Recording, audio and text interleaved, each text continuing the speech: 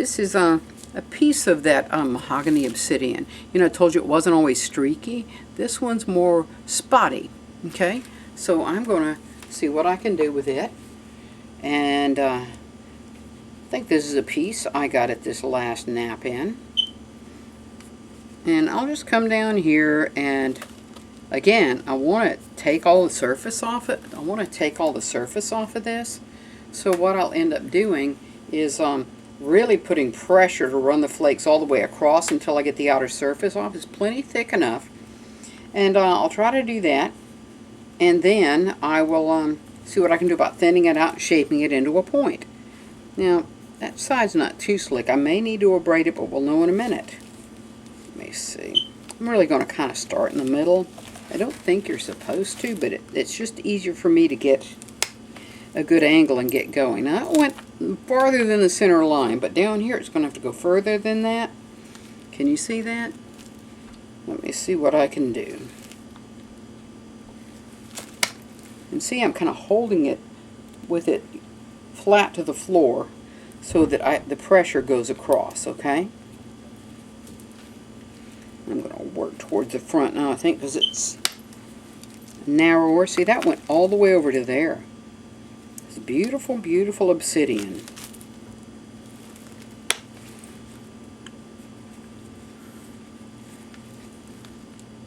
You're supposed to be able to control these little flake scars and make them run right to where you want to. I'm just going to be glad to have them. I'm just going to be really glad to have them completely skin the stone, regardless of their shape, size, and description. I'm just glad for them to run.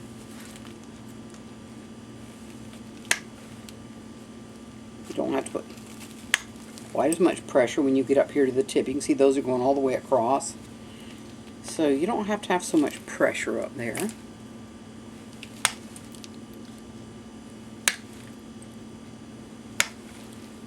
Alright, see, that's just pretty much gone all the way. Now, I still will want to have this just as thin, so I may, you know, I'll come back over here anyway.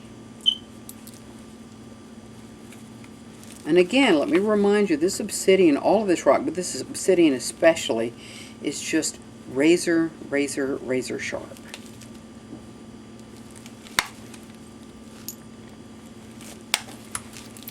See, that's going about to there, which is far enough, but I'm always nervous that I'm going to get one that doesn't run, and I'm going to be stuck with having it like that one didn't, and be stuck with having it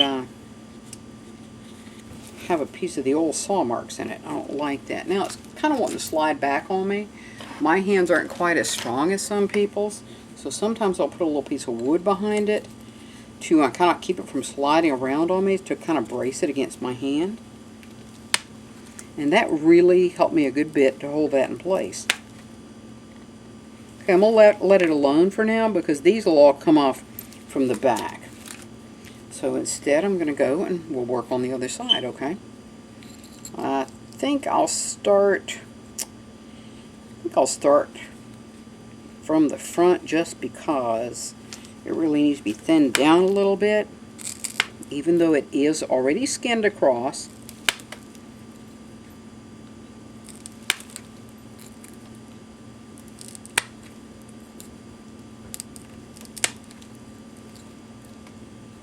See, I missed it there because there's a little spot off there, but we will get that. It's close enough to the edge. That's not going to be a problem.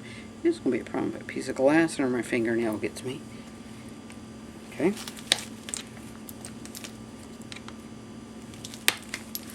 Actually, I knocked it out. Good.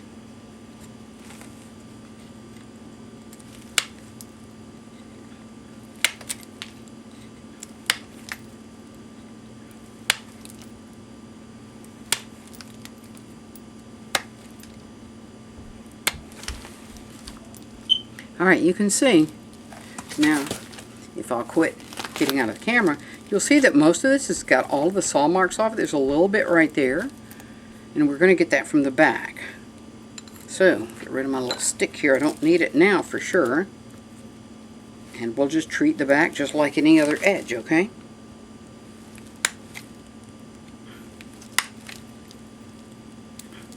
Now, one thing that knappers will tell you is that this middle part, you want it to stay the thickest, so you're going to work more on the point in the back and save working on the middle part for last so you don't snap it in half, okay? Like I've already done too since I started working on this. I'm sorry, I keep getting out of the camera range there because I'm concentrating on this piece of obsidian.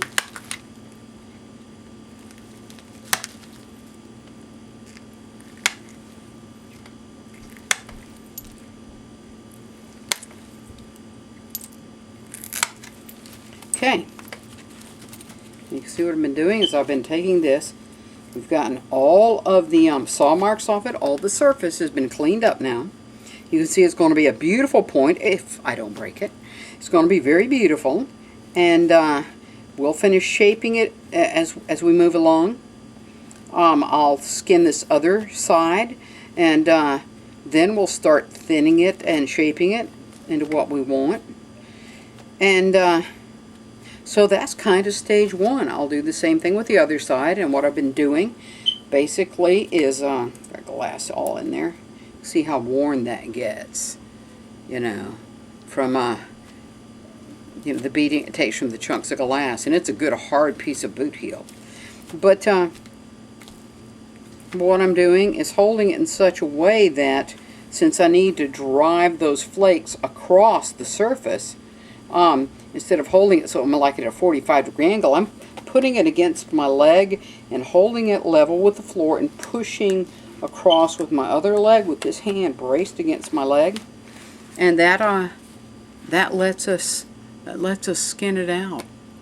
It's a beautiful, beautiful piece of stone. Keep trying to put it in front of the camera lens. It's a beautiful piece of stone, and that's what I do to start with. I'm going to end this now, and but I'll get back to it once I have the other side skinned also, and we'll see what we need to do next. I'm not sure, but we'll find out.